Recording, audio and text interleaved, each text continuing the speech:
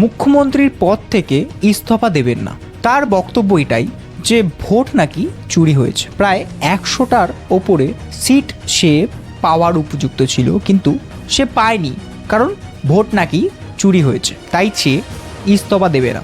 আচ্ছা, যদি ইস্তফা না দেয় তবে করণীয়টা কি? আদৌ কি নতুন সরকার গড়ে উঠবে না? সম্পূর্ণটা জানাবো। দেখো, এরকম তো এখনো অবধি কখনো হয়নি যে কোনো প্রাক্তন মুখ্যমন্ত্রী ভোটে হেরে গেছে কোনো রাজ্যে, সেই মুখ্যমন্ত্রী ইস্তফা দেয়নি। তো এইরকম কোনো সিচুয়েশন আসেনি, যার ফলে কি ঘটবে বা কি ঘটতে পারে তা নিয়ে লোকের সেভাবে কিছু জানা নেই। তবে যদি প্রাক্তন মুখ্যমন্ত্রী মমতা বন্দ্যোপাধ্যায় ইস্তফা না দেন, তবে রাজ্যের যে গভর্নর আছে সেই গভর্নরের ওপরে পুরোপুরি দায়িত্বটা চলে যাবে। শুনেছি 7 তারিখে নাকি লাস্ট ডেট প্রাক্তন মুখ্যমন্ত্রীর পদে থাকার।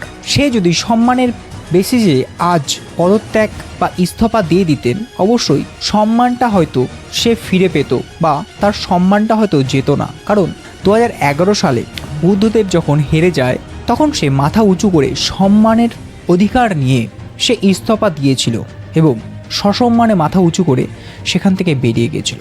কিন্তু আজ এখন তৃণমূল সরকার, মাননীয়া মমতা বন্দ্যোপাধ্যায় হেরে যাওয়ার পরও তিনি মানতে পারছেন না যে সে হেরে গেছে। সে ক্লেম করছে যে তার ভোট নাকি চুরি হয়েছে। তবে এই কাজে যেটা করণীয়, যদি তিনি ইস্তফা না দেন, রাজ্যের যে গভর্নর আছে সেই গভর্নর তার কাছে প্রমাণ চাইবে যে তোমার কাছে কি প্রমাণ আছে যে ভোট চুরি হয়েছে। আর সে যদি না দিতে পারে, তবে নতুন সরকার গঠনে বিজেপি সরকারকে বলা হবে যে নতুন সরকারের নাম এবং নতুন সরকার গঠন করার জন্য, কারণ নতুন সরকার প্রক্রিয়া খুব তাড়াতাড়ি শুরু হয়ে যাবে।